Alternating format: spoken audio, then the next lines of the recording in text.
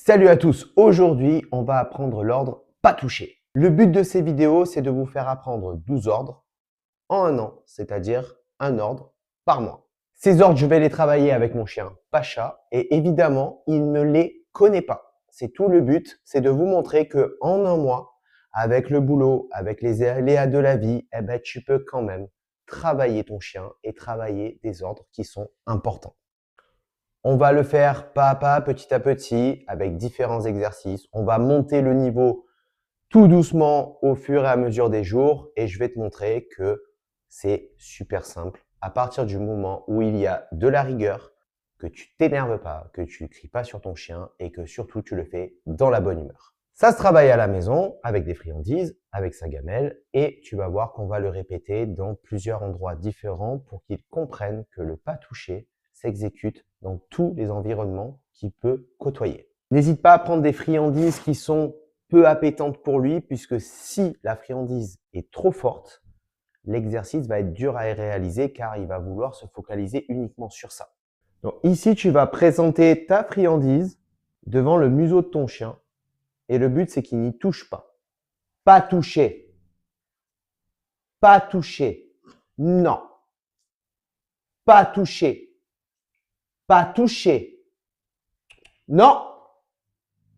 Pas toucher. Oui, c'est bien. On recommence. Pas toucher. Non. Non. Pas toucher. Non. Pas toucher. Pas toucher. Oui. Tu recommences. À chaque fois qu'il réussit, tu n'hésites pas à le récompenser, bien évidemment, puisque tout travail mérite salaire. Et tu le représentes au plus près de la truffe, selon l'évolution de son apprentissage. Pas touché.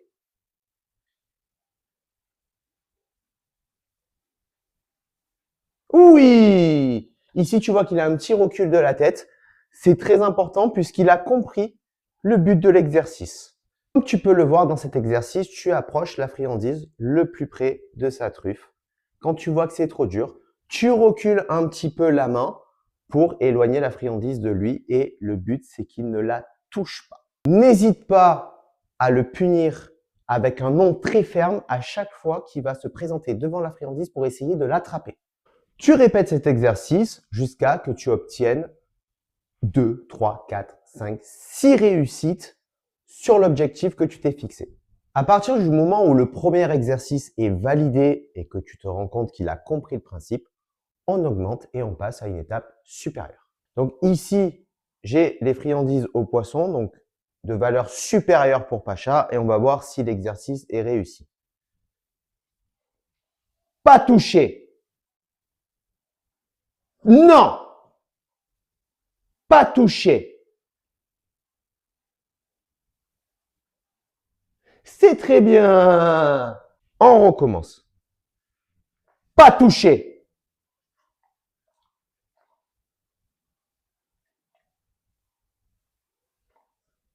Très bien, excellent Pacha, c'est génial.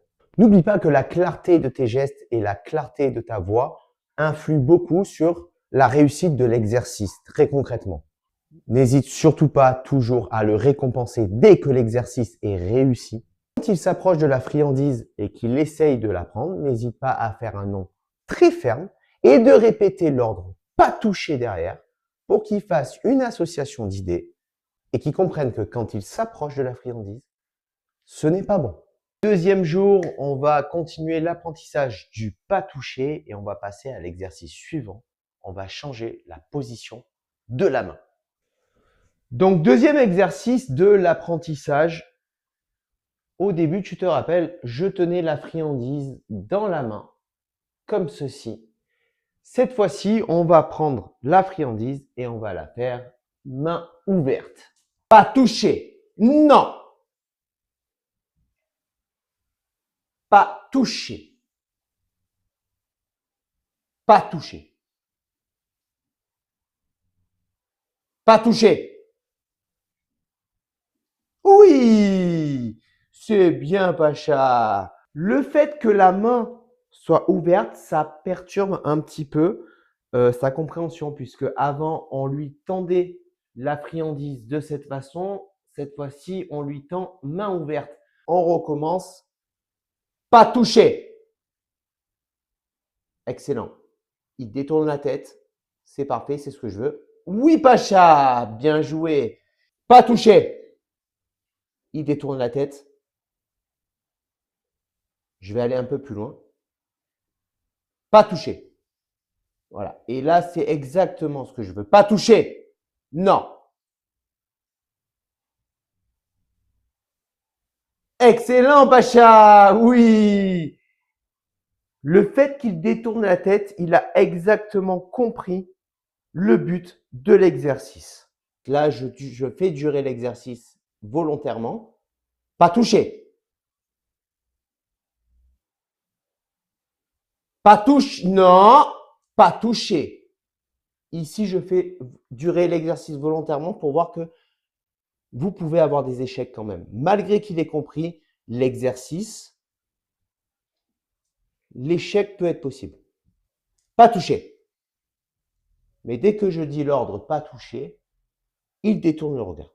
Donc ici, tu as pu voir que quand même, la main ouverte a un certain impact. Ça perturbe un petit peu ton chien, ce qui est normal puisque tu lui tendais la friandise comme ça et cette fois-ci, tu lui tends comme ça. Il a plus de facilité à l'attraper et pourtant, tu le vois, avec Pacha, j'ai dû retirer la main quelquefois, mais il a compris le but de l'exercice. On n'oublie pas, jour 2 aujourd'hui, que si l'exercice avec la main ouverte est trop difficile pour ton chien, tu reviens à l'étape d'avant, c'est-à-dire en tendant la friandise de cette façon. Le but, c'est qu'il ne soit pas en échec, mais qu'il soit en réussite à chaque fois. Quand tu termines l'exercice, ton chien doit être en réussite. Ne jamais terminer l'exercice sur une défaite. Ok, donc nouvel exercice maintenant avec la gamelle, la prise de repas. Tu vas faire la même chose que tu as fait jusqu'à présent, mais cette fois-ci, ce ne sera pas la friandise, ce sera la gamelle. Tu lui présentes la gamelle devant, pas toucher. Pas toucher. Pas toucher. Et il faut savoir que Pacha, c'est un morphale. Pas toucher. Tu peux t'éloigner un petit peu. Pas toucher. Et dès qu'il se présente devant la gamelle, tu lui dis pas toucher. S'il attend et que l'exercice est réussi, tu peux y aller. Allez, vas-y. Cette fois-ci, nouvel exercice, je vais laisser des friandises sur la table basse, donc à portée de Pacha, tout concrètement. Et le but, ça sera qu'il ne les touche pas. Donc, tu prends tes friandises et tu vas les disposer sur la table. N'hésite pas à prendre des friandises de différents goûts. Ne travaille jamais avec les mêmes goûts. Travaille avec des friandises peu appétantes pour lui, très appétantes, très appétantes pour lui, c'est préféré. Et tu les disposes sur la table. Ne jamais travailler avec les mêmes goûts pour ne pas qu'ils s'habituent et que ça rende l'exercice plus facile. Si jamais c'est trop dur, tu peux toujours passer à des friandises moins appétantes. Je mets les friandises sur la table basse à sa portée. Pacha. Pas toucher. Volontairement, j'approche la table basse pour que ce soit encore plus à sa portée et je vais aller dans la cuisine, dans d'autres pièces. Pacha, pas toucher. Je vais dans la cuisine. Je fais un peu de bruit. Pas toucher. Je vais dans ma salle de bain, j'allume la lumière.